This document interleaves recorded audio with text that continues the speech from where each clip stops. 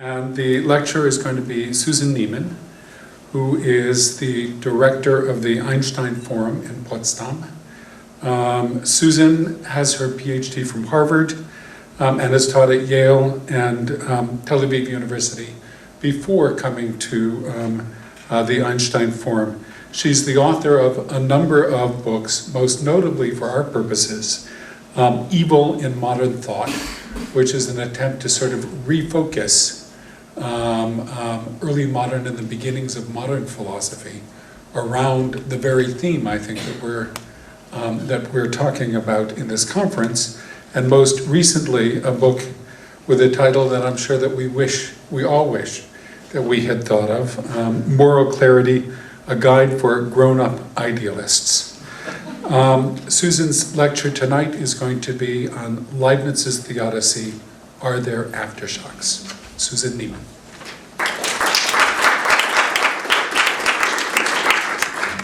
Thank you, Dan. And I wanted to take a moment to thank Sam and Joyce, if she's here. I've apologized to a number of you whose talks I wish I could hear tomorrow in person. Unfortunately, I have to catch a 7 o'clock plane. But I really want to thank you for what's one of the best organized conferences I ever went to, and I go to a lot, so thank you. When Sam invited me to give a talk on the relevance of Leibniz's Theodicy, I warned him that I'm not only not an expert on Leibniz, I don't even much like him. Sam went back to say that that didn't matter, he just wanted to get Leibniz into public discussion, so I'm here with apologies to those of you whose feelings about Leibniz are fonder than mine. In fact, I think that Leibniz's Theodicy is profoundly relevant to contemporary thinking, for its fundamental view that the world could not possibly be better than it is turns up all the time in ways that are deep and pernicious. In this lecture, I'll focus on 3 things. I'll talk about some of the assumptions within the Theodicy, I'll talk about why his view can seem so appealing, and I'll sketch what I take to be the much more defensible, if intuitively less appealing view that's sketched in Kant's attack on theodicy. Let me begin by recalling that when I first began to work on the problem of evil some 20 years ago, more than one well-meaning older colleague was appalled that I would spend my time on an obscure and arcane topic rather than making some contribution to contemporary debates in moral and political philosophy, and advised me to turn my attention to the latter.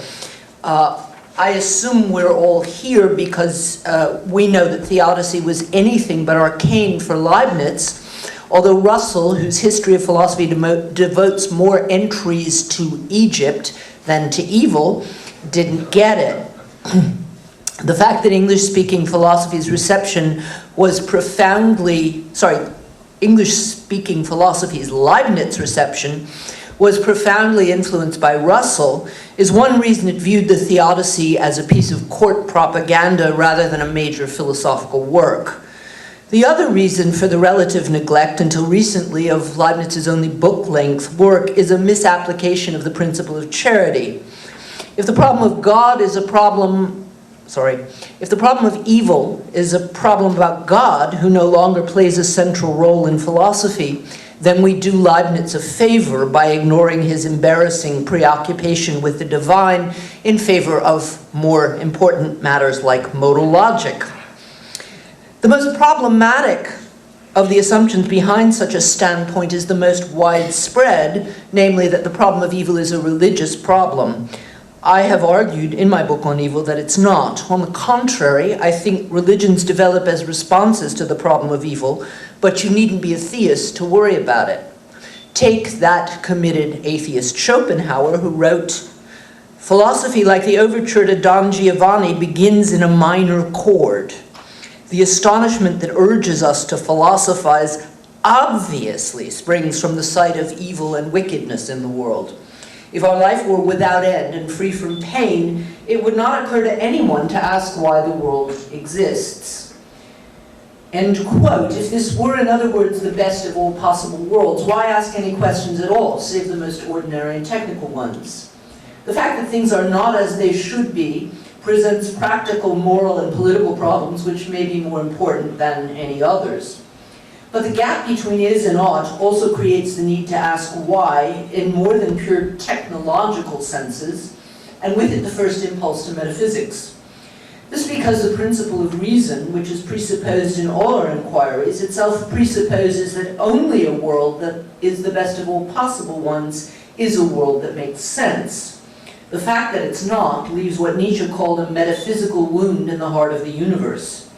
What's at issue in the problem of evil is the intelligibility of the world, or, more exactly, the question of whether we have to choose between acknowledging the reality of evil and maintaining some allegiance to reason. Leibniz's defense of God's justice is also a defense of human reason. Though our knowledge may be limited, there is nothing about the universe that threatens the principle of sufficient reason itself. In particular, the repeated presence of evil and misery that made Leibniz's great opponent Bayle give up on making sense of the world at all can be in principle explained. Leibniz's defense of God's justice depends on his division of all our misery into metaphysical, natural, and moral evil. It's this division, together with his assumption of a causal link between them, which will strike us as sorely in need of defense. For Leibniz, metaphysical evil is a degeneration inherent in the limits of the substance or substances of which the world is made. Natural evil is the pain and suffering we experience in it. Moral evil is the crime for which natural evil is a certain and inevitable punishment. The assumption that moral and natural evils are causally linked is an assumption Leibniz never subjected to scrutiny. Modern readers may turn every page of the Theodicy with the hope that its author will begin to address the point most in need of argument, but Leibniz held the connection between moral and natural evils to be too self-evident to question seriously. The complexity of his accounts of freedom do not make up for the simplicity of his account of the relations between sin and suffering. That account rests on an understanding of the fall, considered most generally, as an explanation of why life is not what it should be. Well, long ago it was. The earth was a garden in which everything was good, hunger was stilled without effort, children were born without pain.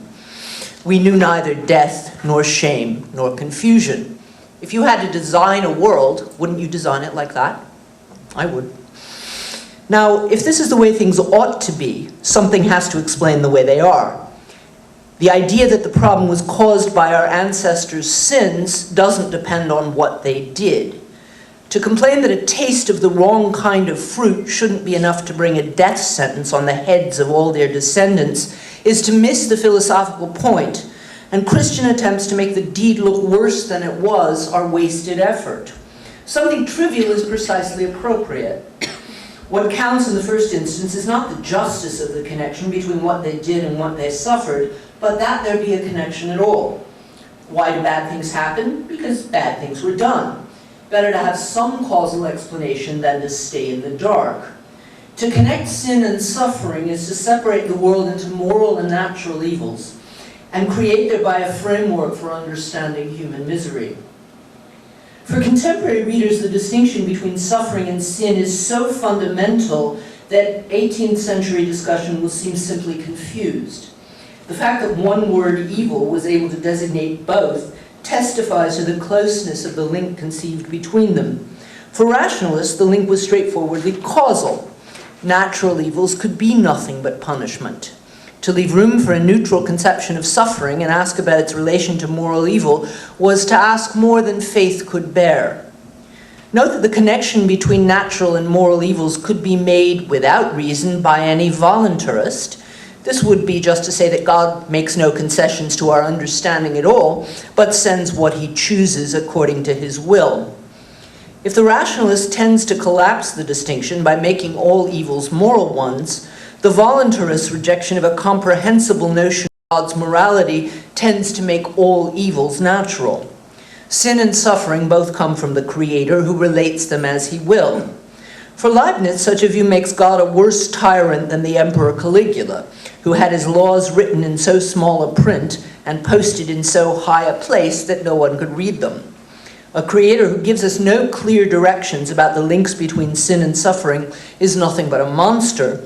More so would be a creator who didn't link them at all. All this is quite traditional, though remembering its context makes Leibniz's efforts on God's behalf more poignant. In a world where Baal evoked the nightmares suggested by Calvinism, Manichaeism did seem a better possibility.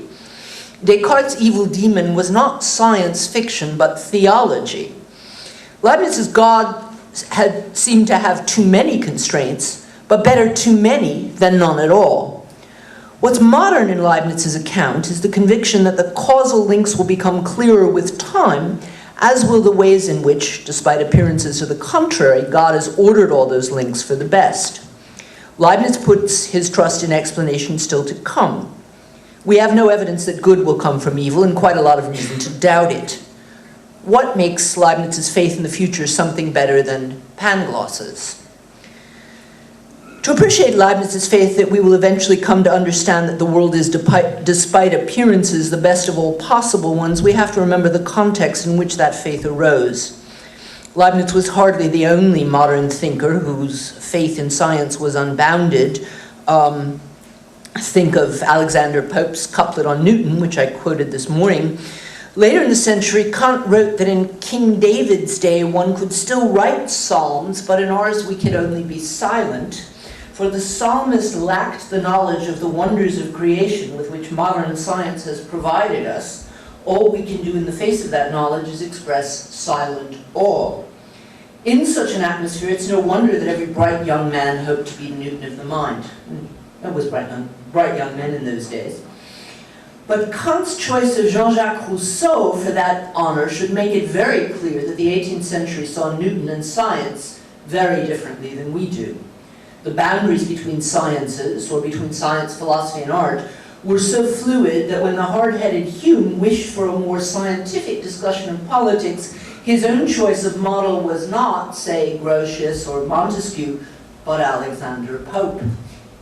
In such a context, Leibniz may be forgiven for thinking that progress in science might solve any question at all. Still, his faith that further scientific discoveries will solve the problem of evil is certainly a priori, as Ursula pointed out yesterday morning. One thing that makes it less laughable than Voltaire's caricature is Leibniz's deft use of historical example. One of my favorite characters in the history of philosophy, who actually wasn't really a philosopher, Alfonso X, became king of Castile in 1252, and he's still known in Spain as El Sabio, the wise, for his early efforts at enlightenment, bringing scholarship to court, translating the Bible into the vernacular, and even collecting music you can buy on CDs today, and they're pretty good, actually. His fame in the history of philosophy, and he was famous enough for Kant to mention him at a crucial point centuries later, rests on something else entirely. After several years of intensive study of Ptolemaic astronomy, Alfonso declared, "If I had been of God's counsel at the creation, many things would have been ordered better." For half a millennium, this sentence was seen as the essence of blasphemy. How dare an earthly king suggest he could order the world better than the Creator did? It's great fun to read Bale's descriptions of the posthumous torment heaped on Alfonso for daring to say that this world is not the best possible. But Leibniz uses him very differently. Leibniz rightly says that Alfonso's judgment stemmed from the poverty of his experience. Were Ptolemaic astronomy, in fact, the true description of the heavens, he would have been right. Had he but lived to experience the discoveries of Kepler and Copernicus, he would have marveled at the system and harmony the universe presents.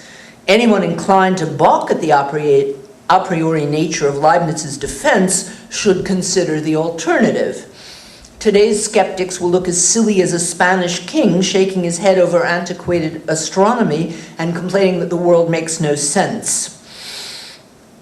Alfonso makes the appeal to experience itself look ridiculous, while Leibniz buys time for science to prove that this world is indeed the best one. And I quote from the Theodicy, "If we hold the same opinion as King Alfonso, we shall, I say, receive this answer. You've known the world only since the day before yesterday. You see scarce further than your nose, and you carpet the world. Wait until you know more of the world, and you will find there a contrivance and a beauty transcending all imagination. Let us thence draw conclusions as to the wisdom and goodness of the author of things, even in the things that we know not." End quote. I find Leibniz's appeal to Alfonso more compelling than his speculations that it's possible that all the evils of the universe are concentrated on our planet, so it just happens to be humankind's lot to bear the burden for the rest of the universe, whose inhabitants are both more decent and happy than we are. And we all know some of these a priori speculations in the Theodicy. I grant you that it's possible, but it wouldn't even work as an answer to Job, and it can't work for us. Nor can I do much with the examples meant to convince us that the fullness of creation, otherwise known as the principle of plenitude, is worth the price. It's true, you wouldn't want to eat sweets all the time and taste nothing salty. You can't complain that the rain needed to water the farmer's crops rains on your picnic. There's something astonishing about Leibniz's use of such examples in view of the fact that he was, by all accounts, still deeply concerned with the ravages of the 30 Years' War. The war that wiped out 2/3 of the population of Brandenburg can hardly be understood, much less consoled, by reference to spoiled picnics. So for all that I'm sympathetic to Leibniz's use of Alfonso, certainly more than the other arguments in the Theodicy, his uncritical assumption that sin is the cause of suffering tests my own principle of charity.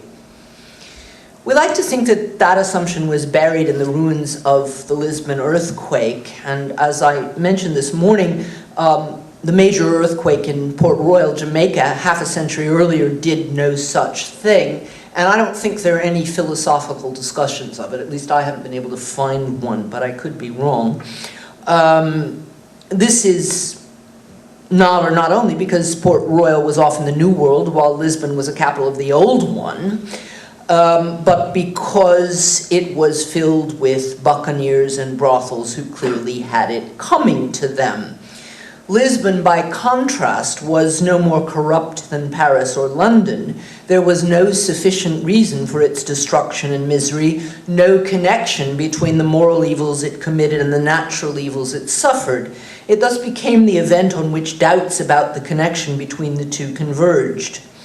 As I mentioned this morning, the conceptual shock provided by the earthquake largely affected progressive thinkers like Voltaire. For the orthodox, it presented no conceptual problems. They had always thought God's ways were beyond our comprehension, and they were happy to take the earthquake as one more unshakable proof thereof. Excuse the pun. The Lisbon earthquake was the birth of the modern impulse to disconnect moral and natural evils. I believe the 20th century showed this distinction to be less helpful than the Enlightenment thought, for it focused our attention on the vast amounts of moral evil done without evil attention. And the 21st century, with events like the disaster at Fukushima, make the very attempt to distinguish between humanly and naturally caused disaster problematic. These are questions we might want to take up further in the discussion, but for now I want to return to the question of whether the earthquake destroyed Leibniz as well as Lisbon. Voltaire surely thought so, and I can't quite imagine that Leibniz would have been comforted by the fact that there were plenty of priests in Lisbon who touted his line. But since I got interested in the Lisbon earthquake, I've had my eye out for contemporary responses to catastrophe. And a remarkable number embrace the connection between sin and suffering. That's the first major flaw in Leibniz's account. The 2004 tsunami provoked some Christians to declare that Thailand was like Sodom and deserved its fate. Some Islamists to the view that heaven's wrath had been kindled by the half-naked tourists who line South Asian beaches. If you think only Western monotheistic traditions incline to such forms of thinking, you should know that a number of Buddhists, right, held the tsunami to be punishment for the amount of meat consumed at the Christmas celebrations the previous day. Closer to home for many of us, A Washington Post survey found that fully a quarter of the Americans believed Hurricane Katrina to be a deliberate act of God, though there was considerable disagreement about how to interpret the message. 8% viewed the hurricane as punishment. New Orleans, said one preacher, was always known for gambling and sinning, quote, the kind of behavior that ultimately brings the judgment of God. A good half of those questions saw the storms not as punishment but as warning, reminding those left to repent of their sins before they were swept away in God's final judgment. Some 14% saw the hurricane as a test of faith meant to lead us from doubt and despair to an affirmation of the Lord, whatever his will, while the rest viewed the catastrophes as one of the ways of God human beings cannot understand.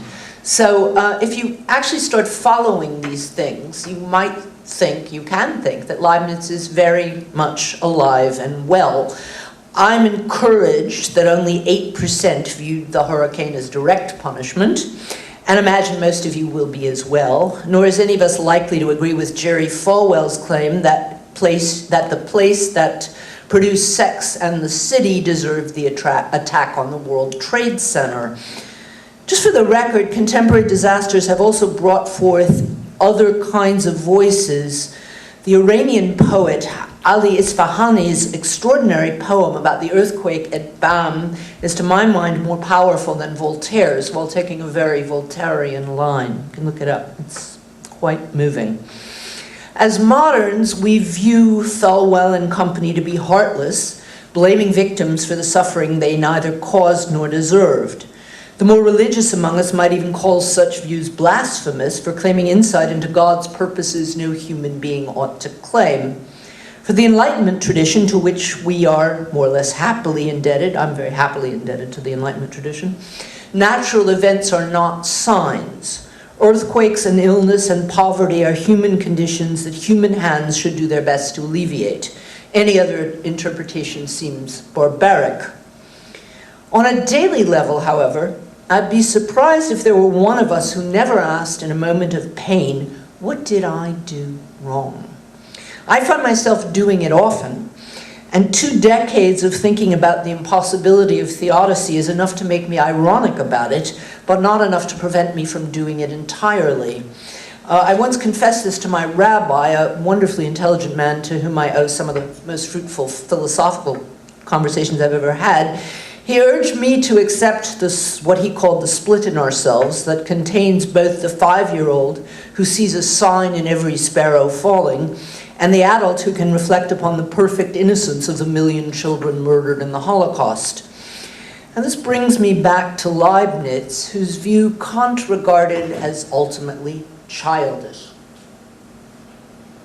Like most of the best things in the Critique of Pure Reason, this discussion occurs towards the end of the book, where most people have given up or fallen asleep. And there Kant describes the childhood of pure reason as dogmatic.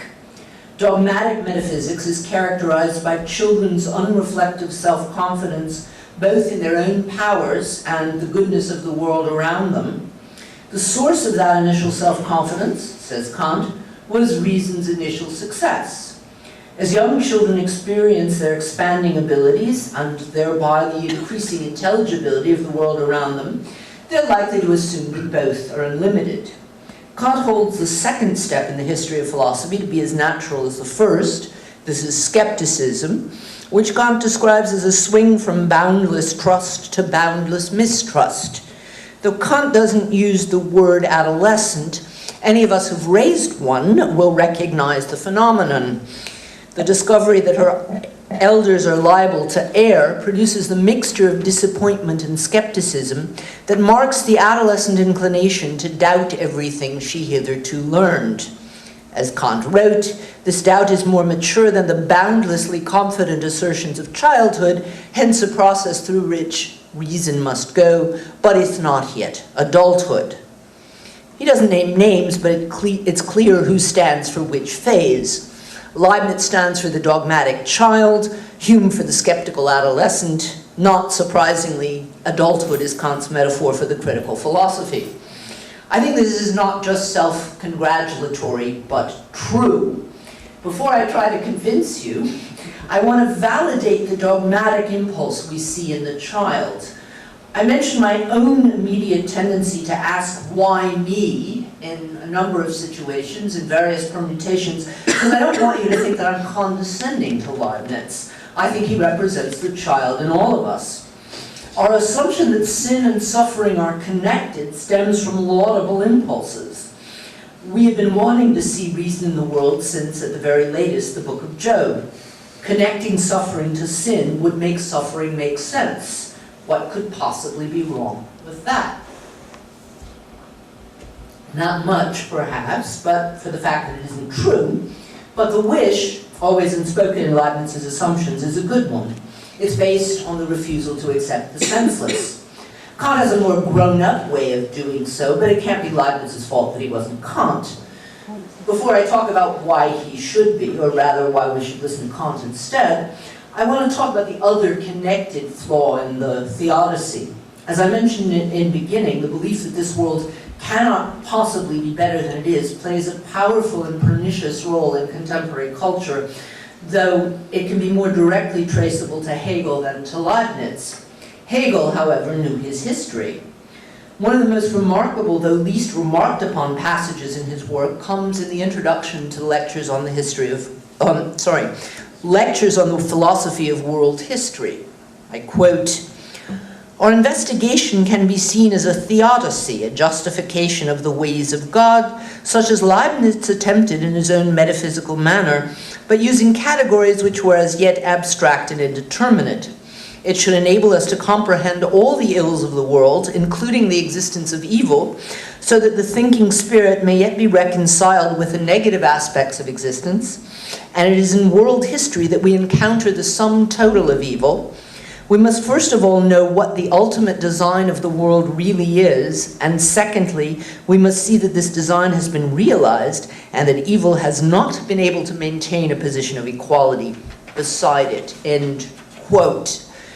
Hegelians don't pay much attention to this sort of passage, since they think that Leibniz's reputation was permanently damaged by Voltaire. Hegel, they want to project as serious business, and so they quietly ignore his references to Theodicy. But just a few pages after the passage I just read you, Hegel makes clear that he's not only prepared to return to Leibniz, but anxious to outdo him. The task of philosophy is to make us understand that the real world is as it ought to be, and shows that nothing can thwart God's purposes. Philosophy reveals, quote, that God's will must always prevail in the end, and that world history is nothing more than the plan of providence. The world is governed by God, and world history is the content of his government and the execution of his plans. To comprehend that this is the task of the philosophy of world history, and its initial assumption that the ideal is fulfilled, and that only that which corresponds to the ideal possesses reality, the aim of philosophy is to defend reality against its detractors. Amazing quote. And students of Kant will find Hegel's return to Leibniz breathtakingly blithe. His claim that the actual world is as it should be equals the claim that this world is the best. Heinrich Heine called Hegel the German Pangloss, but not even Pangloss claimed that only the ideal possesses reality. Hegel's impact on the contemporary world has probably been greater than Leibniz's, and I suspect it's through Hegel that the Theodicy was transmitted. In the 19th century and the beginning of the 20th, both left and right Hegelians actually slogged through Hegel's texts, but even those who never read him have been influenced by his thought today. I've met bank directors who sound more Marxist than anybody I know.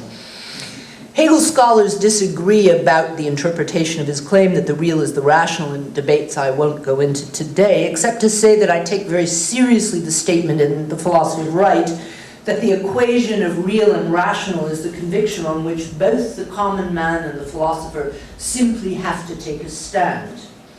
To see why this is something more than a simple glorification of existing power relations, we need to sympathize, at least for a moment, with Hegel's critique of Kant, even if we don't ultimately agree with it. Kant viewed the world as structurally flawed, built on a gap between is and ought that can be occasionally bridged but never overcome. He accused earlier philosophers of bad faith in denying the gap, and insisted on giving each side equal weight. For Kant, the claims of reason are no less legitimate than those of nature. There's no reason to suppose they will coincide, and evidence enough to show how often they don't. Hegel's return to Leibniz is based on the idea that Kant's view was an expression of modern, unhappy consciousness, producing self-imposed alienation that could be overcome if we just thought a little harder.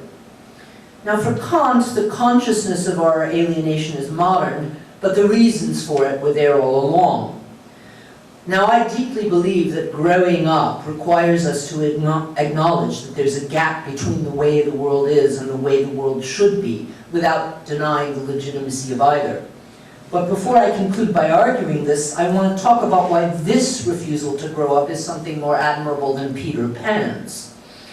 The desire to merge the real and the rational is not only a natural but a good one of the urges of reason Kant holds to be prescribed by the very nature of reason itself. For the desire is not based on obscure demands of metaphysics, but on the fact that things go terribly wrong. It's not about sugar and salt and rain and sunshine, but murder and torture and rape, about earthquakes and tsunamis that wipe out not only miserable sinners, but men and women of perfect decency, as Voltaire emphasizes in allowing the most generous character on Candide's ship to perish in the Bay of Lisbon while the sailor who drowned him survives. When Hegel wrote the extraordinary claim that the sole aim of philosophy is to eliminate the contingent, it was the pain caused by contemplating this sort of contingency he had in mind. Why does Hegel think that showing suffering to be necessary is a way to escape it? To tell an individual that an awful event could not have been different offers only the bare bones of consolation. At most, it spares her the anguish of self-torment about what she might have changed. Perhaps removing some anguish is better than removing none at all. It is unbearable that the kindest person on board drowns in the tsunami while the brute of a sailor survives it. The example comes from fiction, but Voltaire was making a point. What makes us rail against providence is just this kind of accident. Unlike, I'm quoting from chapter 5 of Candide, Pangloss, who demonstrated to Candide that the Bay of Lisbon had been made on purpose for the good Anabaptist to be drowned, Hegel gives us a complex philosophy of history, but one can understand why Heine called him the German Pangloss all the same. The real should be the rational. In Kant's formula, happiness and virtue ought to be balanced. Most who pay enough attention to experience to see how often happiness and virtue fail to coincide tend to discount the claims of reason entirely, reducing reason's claim to habit, delusion, or wishful thinking. It's the first step on the road to nihilism, which is why Leibniz and Hegel and their heirs worked so hard to avoid it. But the way they do so comes at a price. Their acceptance of the world as it is, as perfectly rational, may not be a simple glorification of existing power relations, but it's a glorification all the same. Arendt describes the alternatives most succinctly towards the end of her book, Thinking, quote, "Since Hegel and Marx, these questions have been treated in the perspective of history and on the assumption that there is such a thing as progress of the human race. Finally, we shall both be left with the alternative there is in these matters. We can either say with Hegel, die Weltgeschichte ist das Weltgericht, leaving the world history is the court of the world, leaving the ultimate judgment to success, or we can maintain with Kant the autonomy of the minds of men and their possible independence of things as they are." End quote.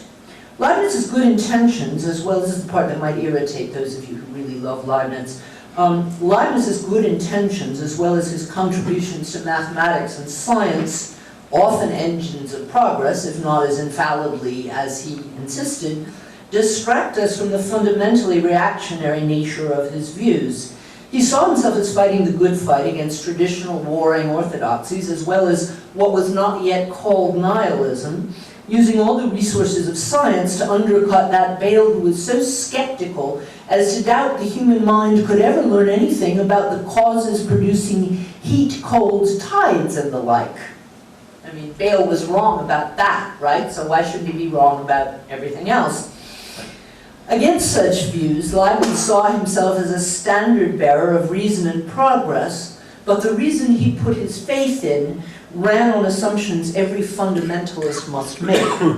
Whether Christian, Muslim, or market fundamentalist, you must share the belief that this world cannot possibly be better than it is, and our occasional belief that it could be is simply the product of what Leibniz called our puny understanding. Let me return to the question Sam asked me to address. Is Leibniz's Theodicy relevant today? Absolutely. For though it was probably transmitted more through Hegel than by Leibniz himself, its most basic assumptions retain a powerful hold. Every time a politician like Angela Merkel or Margaret Thatcher, just to name two who leap to mind, tells us there is no alternative, they're denying that the world could possibly be other than it is. Every time an evolutionary biologist conflates the normative with the descriptive, they're denying the gap between is and ought. It's important, of course, to know that Darwin himself didn't do that, but those who consider himself Darwin's heirs are doing it all over the place. Hegel was perfectly right to think the consciousness of the gap between ought and is will make us unhappy. I'll go a step further. It's an awareness of the way we are fundamentally torn that will guarantee a lifetime of dissatisfaction. The world is not the way it ought to be, and this is a matter of pain. No wonder so many try to escape it, either by insisting on the ideal and denying the appearances, or insisting on the appearances and calling the ideal an illusion. Following Kant, I call the first escape childish, the second adolescent. Neither of them states in which we want to remain. But our attitude towards the idea of growing up is at very best ambivalent. Outside of philosophical circles, what is called realism is a demand to decrease your expectations. Idealism is thus the province of youth and utopians. Philosophers may wince and shrug their shoulders when terms like realism and idealism are thrown around in the media, but however sloppily and unconsciously they're doing it, politicians and journalists base such talk in a metaphysics we shouldn't ignore. A realist is someone who is convinced that the world we are given is all that need be taken seriously. Those who resist this view are rightly called idealists because they don't believe the given world exhausts reality as a whole. They're convinced that ideas too have force and consequences. A grown-up idealist denies the common view that realism and maturity go together, combining to convince you that the more you know of life, the less you should expect of it. To grow up, some say, is to listen to doors of possibility closing behind you. That view is not just a poignant expression of defeat, but a skewed product of hindsight. Children's possibilities are, in fact, quite constrained. Adolescent options are expanding, but rarely enough for them to know it. Our culture has extended the cusp between childhood and maturity while blasting the message that it's the best time of one's life. It's actually usually the worst, as those who are finally out of it know. In suggesting that everything afterwards will be a disappointment, it's a view that prepares the young to demand nothing. What passes for maturity is merely resignation. Kant wrote that reason was born when we left the Garden of Eden. In a world where everything is as it should be, we have no need to ask why. The gap between is and ought is the space where questions begin. And while they may stop for many reasons, loss of patience or energy or funding, they only really stop in principle when the world as a whole makes sense. This is one reason to see the problem of evil as the driving force not only of metaphysics, but of many other kinds of thinking as well. Why do the innocent suffer? Why do the wicked prosper? These questions drive us because they hurt, offending a sense of fairness that seems to be as visceral as it is elementary. Babies scream louder when they perceive that treats are not simply absent, but distributed unjustly. Burnout research attributes stress symptoms to the mismatch between your sense of fairness and your boss's. Totalitarian regimes use gut reactions to injustice to hone their interrogation techniques. Sleeplessness turns out to make innocent prisoners rage more, but leaves guilty ones dazed and quiet. Ordinary criminals in concentration camps survived better than those who were deported on racist grounds. This is partly because criminals were accorded somewhat better conditions than racist prisoners, prisoners who were imprisoned for racist reasons, but partly because the criminals knew they were being punished for something. Racial prisoners, by contrast, were constantly tormented by the dissonance between what they had done and what was being done to them. So the mismatch between is and ought can make us wretched in very particular ways. How does reason use it to make things better?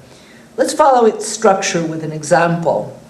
Suppose you observe an official who has failed at all the tasks he was appointed to fulfill and is nevertheless rewarded with goods and glory. Reason tells you not only that things could be otherwise, but that they ought to be otherwise. It thus moves you to ask, what accounts for this particular discrepancy between is and ought? You seek an explanation. The man has powerful connections who care more about loyalty than competence. Now, you may stop there, having explained the original data, but reason is still discontent. A system in which competence is disregarded in favor of loyalty is dysfunctional. Institutions ought to be differently constructed. What accounts for the existence of this one? Before you have explained whatever bits of contingency and corruption led to the appointment of a particular constellation of officials, reason leads you further. Why do we have a political system which gives contingency and corruption free rein? At some point, you will likely throw up your hands in rage or dismay. You have a sick child, a double shift, a need to sleep, an urge to dance. Reason doesn't have any of those things. Left to its own devices, it will keep asking why the gap between the way things are and the ways that they ought to be exists at all, until it reaches a point at which no gap exists. That point would be the best of all possible worlds. A world where everything makes sense would be a world without desire. In any case, a world without desire that is distinctly human. This is not just a problem for political activists who might be bored or lost if they found themselves in the utopia they devote their lives to achieving. In the best of all possible worlds, any creative activity is hardly conceivable. If everything is truly as it should be, why add anything to it at all? Reason leads us to seek a place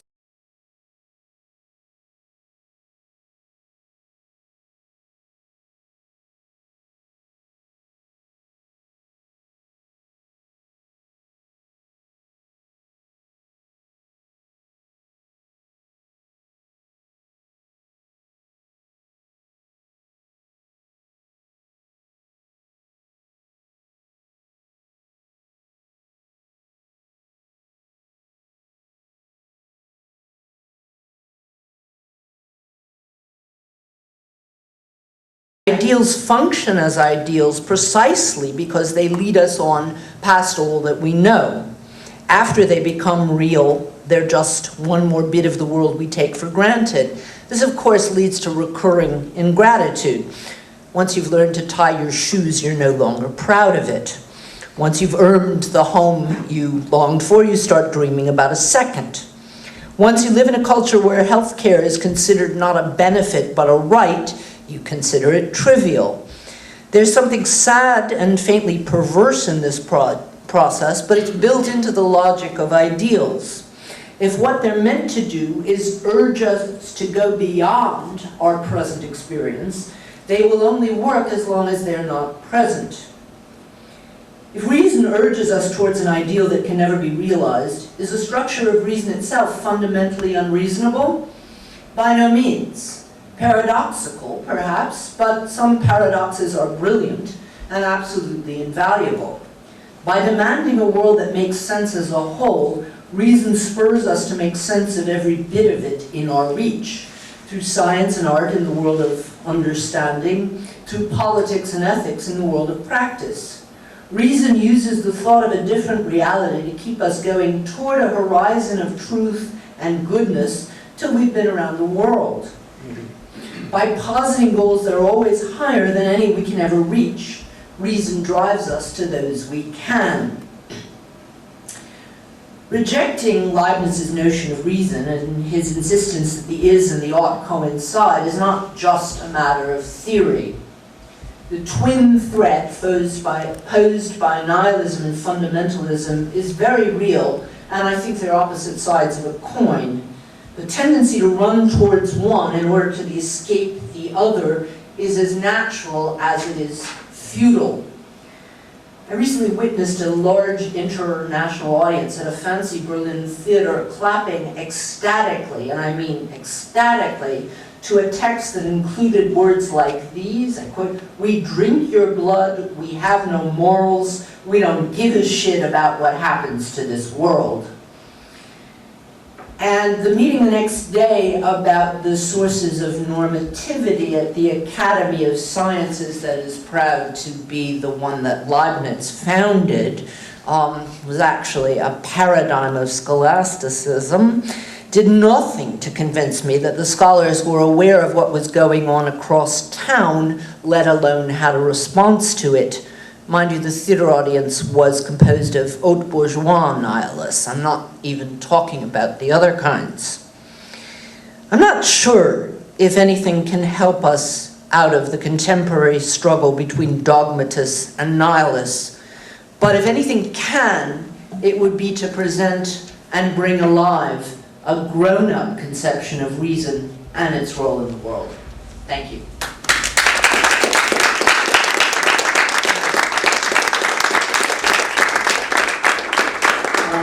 Thank you very, very much, Susan. We have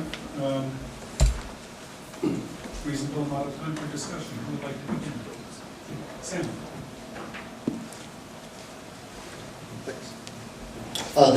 Thanks, Susan, for a provocative and sweeping talk. Just what we were hoping for, so that was great.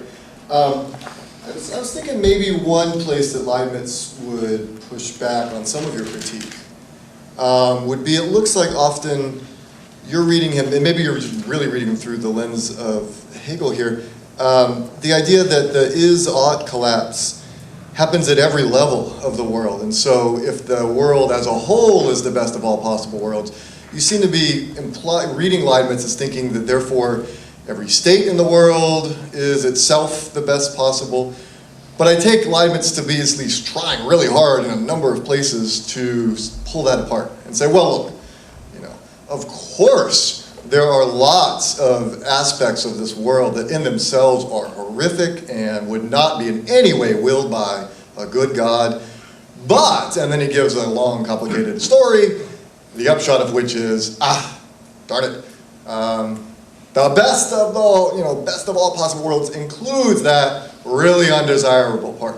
And it looked like at least some of your critique depended on Leibniz thinking that each part was also itself the best that it could be. And I'm not sure he's really committed to that. So could you help me see what's going on there?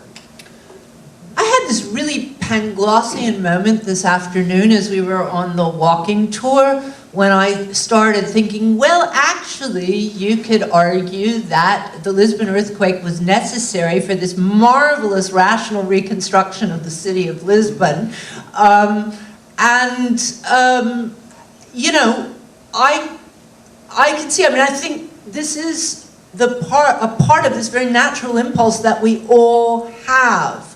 When something awful happens, we try to look for some way in which it might contribute to a greater good, right? Because otherwise it's pretty unbearable.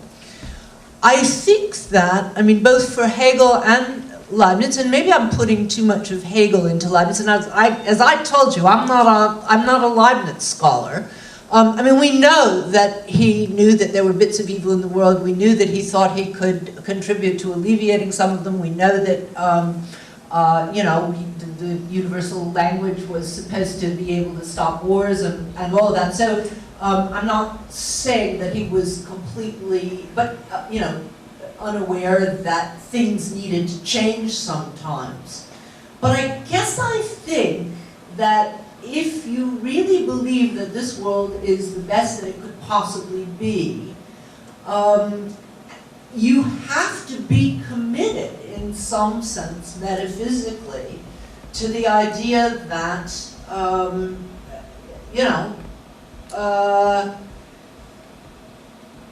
yeah, I mean, you have to take it seriously. Now, if somebody who knows more about Leibniz, so I'm looking at Sam and I'm looking at Maria, wants to give me a really good explanation of how he gets out of that, I'd be happy to hear it. But I don't see one. But Maria was raising her hand, so maybe she's got one. Maria, do you have an answer?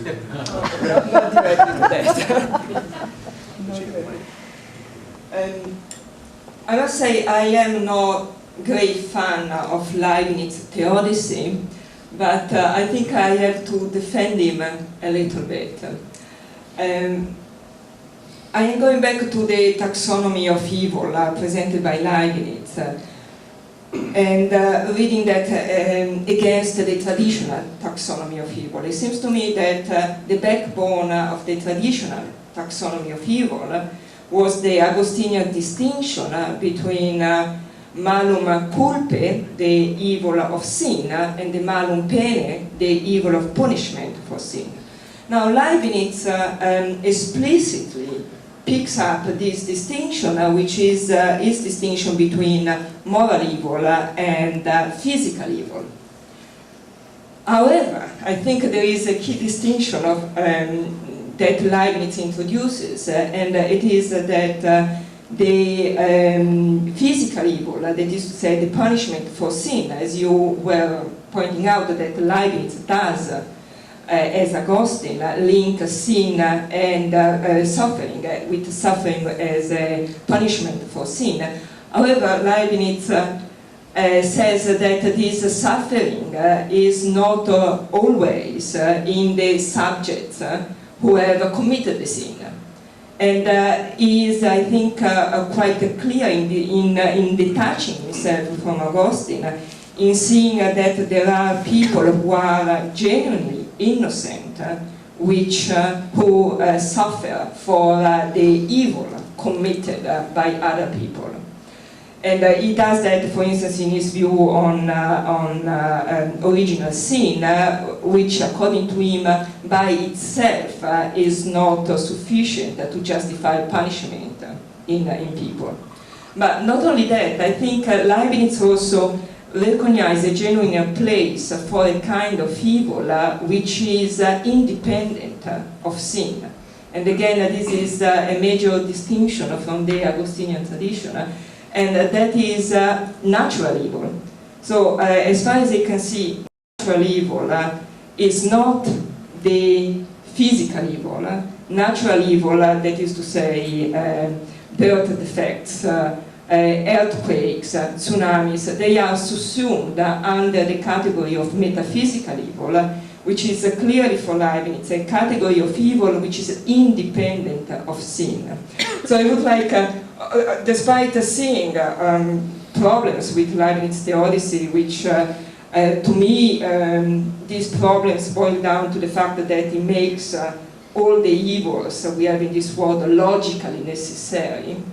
Despite seeing all this problem, I think I wanted to defend Leibniz a bit, because I thought your picture did not really recognize the fact that Leibniz actually takes a big step in admitting, granting that there are people who are genuinely innocent, and that there is a kind of evil which is completely independent of sin. You know, as I said, and I'll say it again, it's not my field, but how shall I say it? I mean, the kinds of discussions, the a priori discussions that he gives when he says, for example, it's possible that, not just that this planet was picked out to bear all the evils and miseries of the world, and everybody else in the universe is perfectly, or every other, is perfectly happy and good, or then there's this really crazy, strikes me as crazy. It is possible that there is more good in the happiness of the blessed than there is suffering in all the tortures of the damned. But that is what Kant says as well.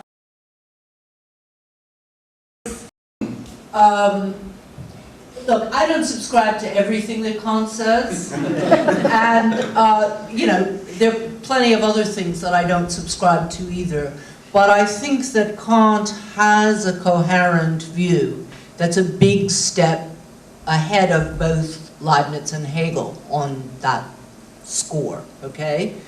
So, just to get back to Maria's question, and to ask a question of my own then, it seems to me, even if he does recognize a category of innocent suffering, he has to argue, he's sort of committed by his version of the principle of sufficient reason, he has to argue that that innocent suffering fits into a world that God could not possibly have made better than this one. Right? Yeah. Okay, all right. So, and that's the basic claim that I think it was Kant's genius to deny.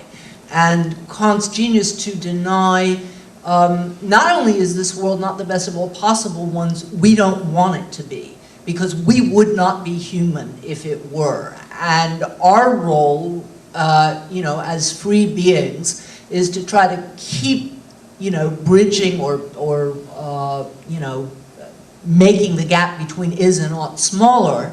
But if we ever actually closed it, we wouldn't even recognize ourselves. And that's just a very different metaphysical picture, even though he says, yeah, I recognize these things. I think he's logically committed to a view that I think is deeply wrong. Yes.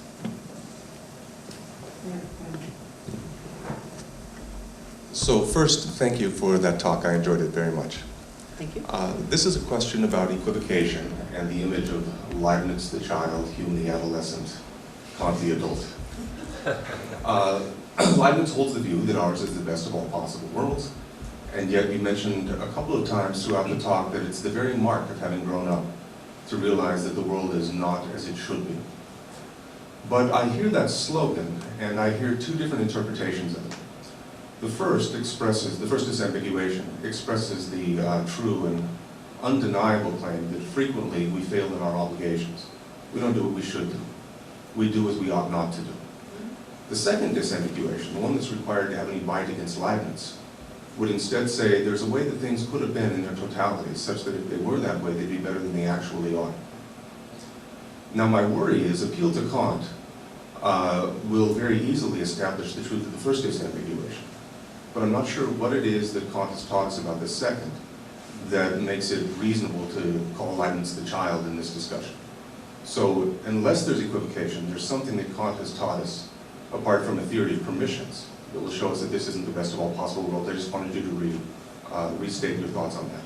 Sure, well, I think this is Kant's denial of the possibility of theodicy, of course, along with his attack on Stoicism, which I also think is wonderful, because a lot of people mistake Kant as a Stoic and, think, well, a satisfied mind is really all you need, and if you've done your duty, you know that you've done the best you could. And that's the only thing good in itself is a goodwill, and which actually is another major point in which I disagree with Kant, and where I think Arendt did something important, but another topic. And unlike the Stoic, and this is in his attack on Stoicism, in particular in the critique of practical reason, he says, maybe this is a kind of view that would work for gods, but it doesn't work for us. And he says, reason has a need to demand this connection between happiness and virtue, to demand this connection between the is and the ought. This is not wishful thinking. This is not, illusory or childish, right? I mean, you meet lots of people who will tell you it's childish. You will meet lots of people who say, oh, that's just the way the world is, and you have to, growing up means accepting it. So Kant is saying, no, growing up means it's this very precarious position in a certain sense, which is why I think it's so hard and so rarely recognized, and why I think, everybody in the history of philosophy, possible exception of Arendt, besides Kant, is either goes this dogmatic or skeptical way, is to say, well, yeah, I see that the world, this is not the way it should be, and I accept that as a piece of reality.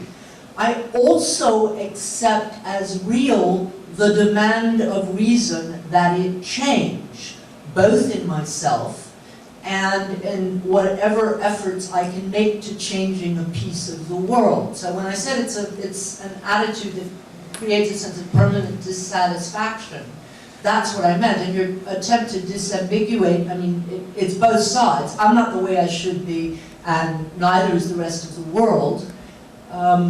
But it would be childish of me to sort of take refuge in some belief that the way the world is the way that it ought to be, or there's some, code that tells me that things can't be changed, or to go, I think, a more common way, the sort of Humean way is, reason? Hey, what's reason? It's habit, so yeah, you wish that, or the 20th century positivists who thought that, all ethical claims were merely emotive. That's a way you could take, and Kant's saying no. Both those claims have independent reality. Is that it? Yes, thank you. Thank you. Andrew? Thanks, Susan, for the talk. I guess I had a question about your conception of Kant's view of the ideal. So I agree that it's only when we leave the Garden of Eden and stop thinking that this is now the best that reason kind of comes alive and starts setting new ideals. It looks as though, as Genevieve was pointing out yesterday, there is this Voltairean point that if we think that right now everything is as it should be, then we're liable to a kind of laziness or fatalism, or, as you said, a lack of desire, creativity, and so forth. But I'm trying to think about the Kantian response to this, and you seem to have a kind of regulative ideal, in the first critique sense, picture of the ideal of the kingdom of ends, or what we're heading towards socially, morally, politically. And I wonder how that fits. Am I right? I mean, so it sounded like you said we should think of them as unrealizable. And I guess the way I've read Kant is to think that hope, if it's going to be rational for these kinds of objects, needs to at least believe in the possibility of these things. That's actually what motivates the practical argument for God and the ultimate realization of the kingdom of ends via God's activity, coordinating our moral efforts with happiness, as you were mentioning. His thought is that if we don't at least have this belief that the ideal is actually achievable, so it's not the best possible world now, but the best is possible at some point. If we don't have that belief, then we'll be demoralized and ultimately unable to continue in the kind of approximation of the ideal that we can accomplish now. So I wonder if you think, do you just have a first critique version of the ideals in the practical philosophy, a mere regulative ideal, or do you reject this notion of hope? I certainly don't reject the notion of hope. My whole life is kind of staked on it. Look, I mean, I should out myself for a moment. I spent a good portion of my life trying to figure out Kant. But not so much because my heart was in Kant scholarship per se, figuring out other people in the Enlightenment, but because I thought the Enlightenment was more interesting than a lot of contemporary philosophy that when I was going to graduate school was around. So that my goal was always using these sources to work out a view that I think is Kantian, but not necessarily, and compatible and what shall I say, indebted to Kant, without thinking I've got to reconcile every piece of every text. No, I understand that, Okay. and I'm doing something like the same thing. But so what I'm really asking is the normative question: do you disagree with this kind of issue about rational hope and the potential? No, on the contrary, I've been thinking about rational faith since early graduate school, and this is how I read it. Somewhere, and now I don't remember which text of Kant it is, he says our faith is not knowledge, and thank heaven it is not, because providence is no less generous in what it gives us than in what it denies us. And so again, we're in this, I think unique and very tricky epistemological position. It's neither merely heuristic, nor is it, as it's usually looked at by people from Heine to way into the 20th century, kind of second-rate knowledge. The tendency is to look at rational faith as second-rate knowledge. And I think his arguments in the second critique, but really running through a whole lot of his work, that it's not second-rate knowledge, because actually it's not what we want. Knowledge would paralyze us, it would make us like puppets rather than free people. If we actually knew that happiness and virtue would be connected, we wouldn't be able to behave freely. I decided I understood that, exactly, this will help some people in the room. When I was giving my first job talks as a finishing graduate student, and the chairman of a particular department invited me to dinner at his home, and his wife was there, and she was an extremely interesting person, and she was engaging me in conversation. And had I met her anywhere else, I felt, I would have loved to have a conversation with this woman who was a scholar of interesting things. But there was no way that I could have this conversation without hoping that when they went to bed, she would say, "Hey, hire her. She'll be fun to have around the department." And so, this feeling that Kant's argument is about, your employer writ very, very large. You might want to do the good, just simply to do the good. But if you actually knew that there was providence, knew that it was all going to work out the way things are, there's no way that you could trust your own motivation. There's no way that you could act freely. So, I don't know if I see that. Just one final follow-up. I was just kind of putting forward the view that you have to believe that it's possible, not that you know that that's going to happen, but that you have to at least believe that it's realized. And I thought you were saying we have to always think of it as unrealizable, though still an ideal. Realizable, not realizable. I mean, what do you think about the French Revolution example in the Schleicher-Fakultäten, I think that's where he gives quite a minimalist definition of hope, which even works for non-theists, right? You have to believe that the human race is progressing, is morally progressing, and that you can make some contribution to that process, okay? I do think that that's what you have to believe, all right? I don't think, towards the end of his life, that you actually have to hold a stronger belief than that to make it work. I want to go back to Hud's question. I think it's a nice rhetorical move to put Leibniz in the boat with fundamentalists, whatever exactly that pejorative term means.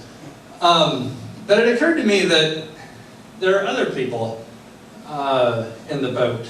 I'm thinking particularly of, say, Edwardsian Calvinists, and maybe certain kinds of Thomists.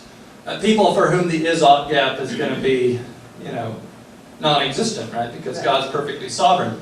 And so then I was thinking, what's the argument in Kant that shows that these people have a childish perspective?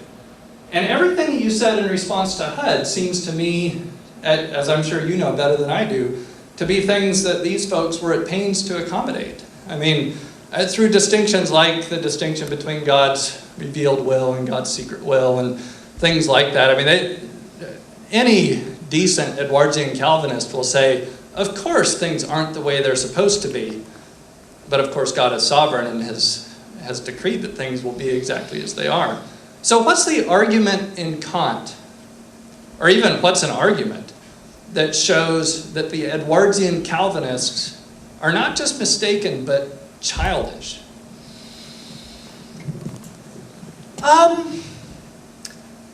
So I'm not sure that a Calvinist is childish, but I think he has to wind up where Bale puts him. That is, I think if you make God as completely impervious to the ways of reason as Calvinists do, then I think you have to say, well, okay, then reason can't even give us the causes of, or maybe it can give us the causes of the tides, and maybe not. That is, you can be a fideist and believe absolutely anything. The one thing you can't preserve is an allegiance to reason, okay? So that's why it seems to be Thomas and Calvinists don't belong in the same boat. And if you're saying I didn't distinguish them in that talk, you're absolutely right, I didn't. But what's the argument for the conclusion that Edwardian Calvinists can't have an allegiance to reason? I mean, I just imagine the Edwardian Calvinists I know just slapping their foreheads. So tell me what they would say. Tell me what they'd say. To what? Tell me how they preserve their allegiance to reason when the most important thing in the entire world is absolutely impervious to it. That is, I do understand something of the logic of Calvinism. I think I spent enough time working my way into saying, okay, if you insist on omnipotence, you have to mean really omnipotent, okay? And I do see that, which is why I think the problem of evil consists in three propositions that you cannot reconcile. I mean, God is omnipotent, God is benevolent, and there's evil in the world, okay? Now, you can't hold all those three propositions. All right, which is why I think the only way that a theist gets out of it is to pull back on God's omnipotence, right?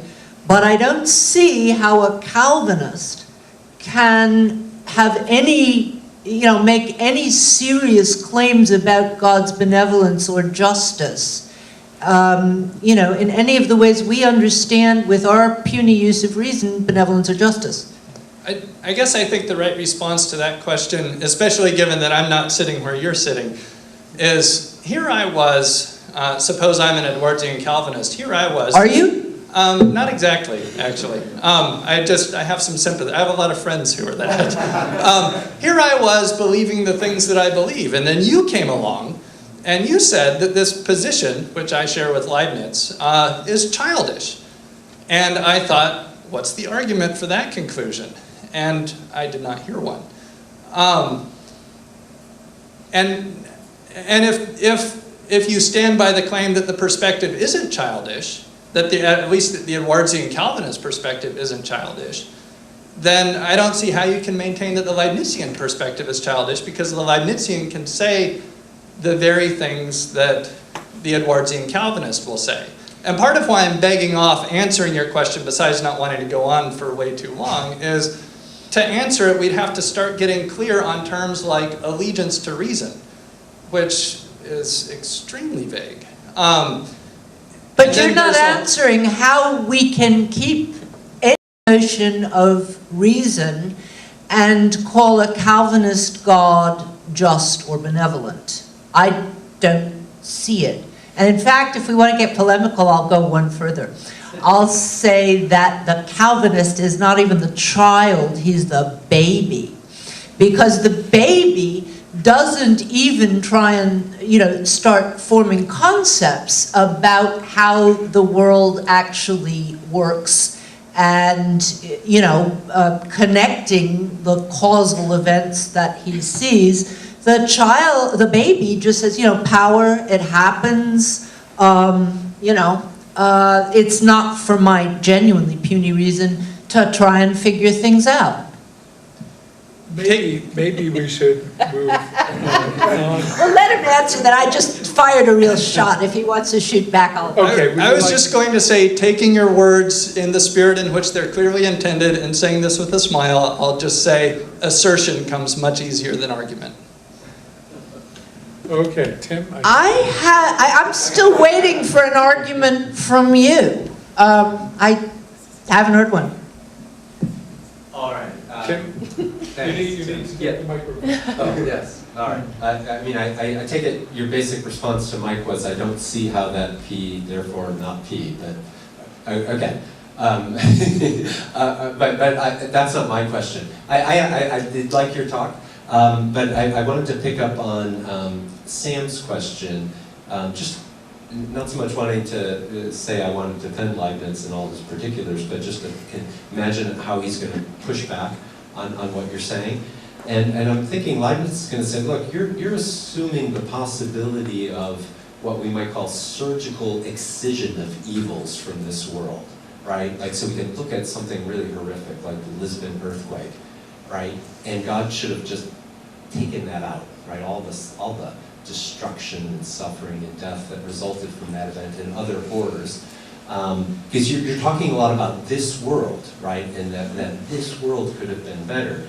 And I think Leibniz is going to want to say to you, look, possibilities come in much bigger chunks than that, right? They're not localized atoms in the way Hume would have it, right? That you can just take some isolated event and plop it down in any logically consistent outer scenario. In his view, they come in world-sized chunks, right? He goes to the opposite extreme in terms of this sort of organic conception of possibility. So, and I think the way he'd encourage you to think about it is think of something really good in this world, right? Let's say Susan Neiman, okay? All right, or if you're too modest, all right, if you're too modest, think that Babies. I think babies are sort of unconditional goods. Imagine in your mind something, some suitable example, right? Just a footnote to my remark. Okay. All right, so imagine in your mind some suitable example, something that you think is really good in this world, some person, right? And now, Leibniz is going to say, no, you can't have that good absent that individual's parents, right? Absent that individual sperm and egg cell that gave rise to Susan Neiman, you couldn't have that particular good person. But of course, Susan Neiman's parents coming together isn't going to happen absent a whole lot of other things. As you work your way back into the past, including some really horrific things involving massive dislocations of people, wars and atrocities, right? So that, these things don't, Susan Neiman doesn't exist in a world like without a lot of this kind of history. So, and this is not so much a direct argument against your incredulity about Leibniz's claim that this is the best of all possible worlds, but think of him as responding to you this way. Look, note what you are rejecting when you're rejecting the theodicist who says that we can't see it, but this is actually the choice of a wise, benevolent, omnipowerful God. You're saying God should not have created you, should not have created your parents, should not have created any moral heroes that you might take to exist in this world, right? A world involving any of that, because these things are integrally, organically connected to a lot of the evils that you rightly, recoil at. And so it's just a way of saying the stakes are raised, right? If you're saying this is not the best of all possible worlds, then that's something not involving any of us. It's not a possibility for this world. It's a possibility of something altogether alien from what we know. Just invite you to comment on that. I do want to go back, since you also, agreed with Mike's point. I mean, I'm not here to listen to myself talk. I am actually go to these things because I hope I'll learn something. And if I could meet a Calvinist or an apologist for Calvinism who could tell me, give me an argument for it other than because I believe that God is omnipotent and this is the logic of omnipotence, I consider myself enlightened. I mean, I wouldn't be able to make that leap of faith myself, but I would be interested in hearing it. I haven't ever heard such an argument, okay? So just to the Calvinist point, I'm really quite open to being enlightened here. To your point, you know, this is sort of an interesting moment. I mean, this is not, you know, it's not my point in particular. You know, the only thing that I perhaps have to add is a particular reading of Kant out of, you know, of a way we might take out of this. This is Bayle's point. This is Voltaire's point. This is, you know, I mean, there are an awful lot of people. Hume's point. You know, I actually, Hume is another of the figures in the history of philosophy who is not close to my heart. But I think the dialogues are one of the most brilliant pieces of reasoning I've ever read in my life.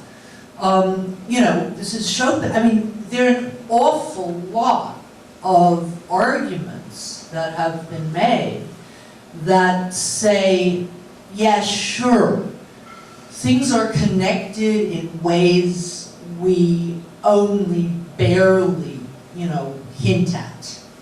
And yes, as a matter of fact, even the Lisbon, I told you I had this moment today, I'm really serious, even the Lisbon earthquake produced this marvelous, you know, progressive, first in history example of city planning. And, you know, so sure, we know that the world is complicated. We know that causal connections, if you put them back far enough, are, you know, often beyond our grasp. And more importantly, and I think more frighteningly, we also have not enough control over the consequences of our own actions. That is, we may start something for the right, we might start a ball rolling for the right reasons and not be able to control the direction that it ultimately goes in. So all of those things are true, and they're, the way I read all those guys I just mentioned, is to say, take those, you know, sure, a priori I can grant you, but take those appearances seriously. There may be stuff behind the appearances that I don't get. Take those appearances really seriously. What is it that you do when you're not taking them seriously? And I take this as part of the point of Genevieve's paper that unfortunately I had to miss the last 2 minutes of. You know, what are we saying when we say, you know, this couldn't have happened without, you know, this good thing could have happened without all these evil things, or maybe this evil thing has some good consequence that we know about. What practical position are we putting ourselves in the world when we insist either on the reality of appearances, as these skeptics do, or, you know, insist on, you know, this a priori possibility that actually it all works out to be the best? And that's, I'm not sure that it's an answer that will satisfy you, but it's what I was saying. Yeah, I think this is the last question. Did I get a drink? You guys started drinking before. Okay. I have a question about how you think the problem of evil arises for all of us, even in non-religious contexts. And I take it that the idea is that, on the one hand, we all have this craving for intelligibility and justice. And then we're confronted with this world that, at least apparently, is unintelligible in all kinds of ways. and unjust in many ways. And then your proposal, I think, is, well, going forward, we can do everything we can to narrow that gap. So we can, maybe we can't make all the unintelligibility go away or all the injustices go away, but we can work pretty hard to narrow the gap between what we want the world to be and the way we find the world to be. But that only helps going forward. Like, so we've spent the entire afternoon looking at these ancient things, these, these traces of the Lisbon earthquake. And it seems like I don't know what to do about historical evil on the story that you've at least started to sketch for. So like, it helps me to think about future evil, that maybe I can do something about it. But when I look back at the past, it seems like my craving for justice and intelligibility is not satisfied. Mine neither, which is why I don't think the problem of evil is a problem that has a solution, okay? That's why I think all the arguments against the possibility of theodicy, particularly Kant's, are absolutely right, because, this is what Hegel tries to do. History is a slaughter bank, but nevertheless, each stage was necessary to produce this movement that was tending towards the greatest possible human freedom, and that has to be wrong, okay? I think. I think if you push that far enough, you wind up justifying all kinds of things that it's morally wrong to justify. So that's why, I think we're moved by this gap between the is and the ought, and I think children are moved by it, and I think this is a very real fact about kind of, if you like, transcendental psychology, but just about psychology. But I think the only morally responsible thing to do is to use it as a way to move forward and not to use it as a way to try to justify anything. Which is why, what shall I say? This is again, it seems to me, the point of all these guys who I mentioned who talk about, don't tell me about the reality behind the appearances. Look at the appearances. And that's where I have a lot of sympathy with them, even though they tend to be not philosophers that I sympathize with in other ways. They're talking about the victims who were left behind on the slaughter map of history, and they should be, they should be heard. So. And on this, perhaps we should stop. I apologize to those people who had questions to which we didn't get, but I think it's time to thank Susan and let her have a drink.